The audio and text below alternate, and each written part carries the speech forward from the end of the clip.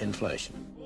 Within her first 3 years in office, unemployment doubled in parts of the economy, leading to waves of strikes.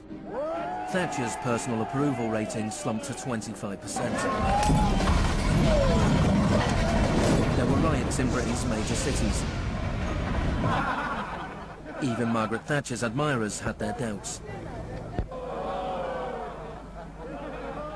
The economic performance of the Thatcher government has been mixed.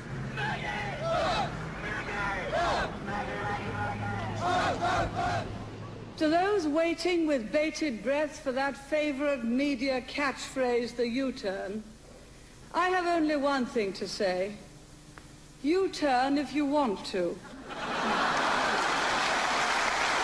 The ladies not for turning.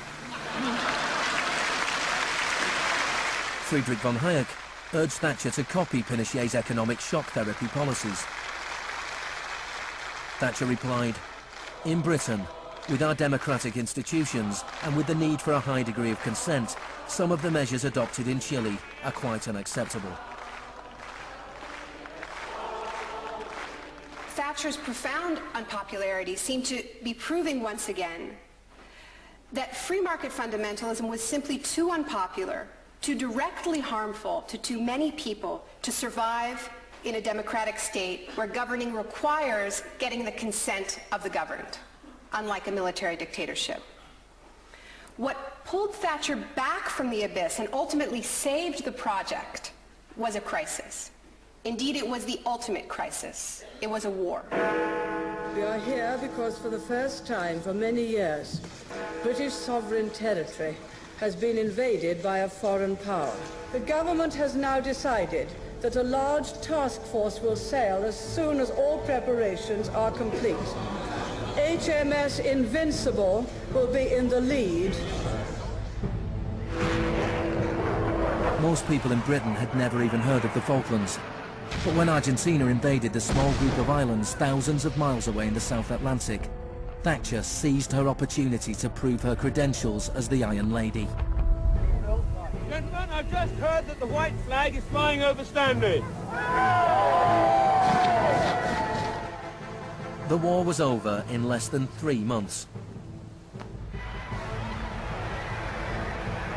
As the troops returned to Britain, a wave of patriotic celebrations swept the country. Thatcher won the 1983 elections with a massive majority. She could now push through a form of the economic shock therapy witnessed in Chile.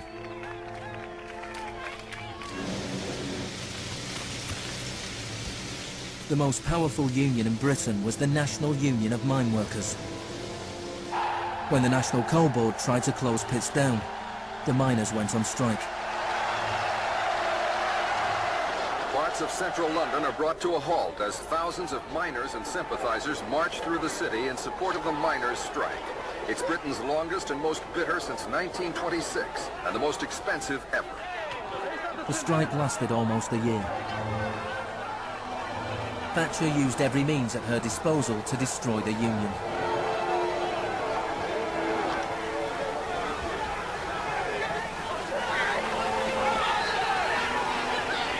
Eventually, the miners were defeated.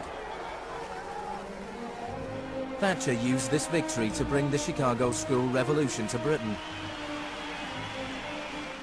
A series of glossy commercials promoted a massive program of privatizations.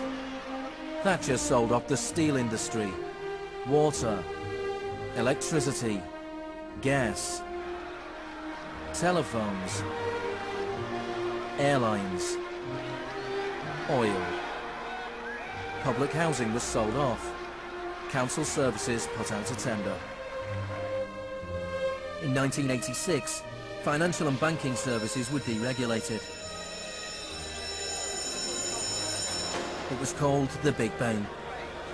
No one here tonight needs reminding that the Big Bang is only a beginning.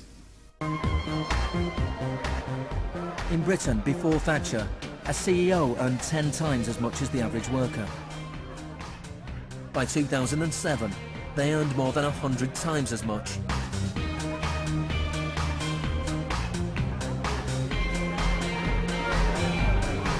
In the US before Reagan, CEOs earned 43 times as much as the average worker.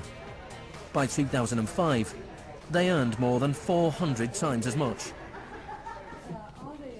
Friedman openly acknowledged the importance of Thatcher and Reagan in the spreading of Chicago school policies around the world.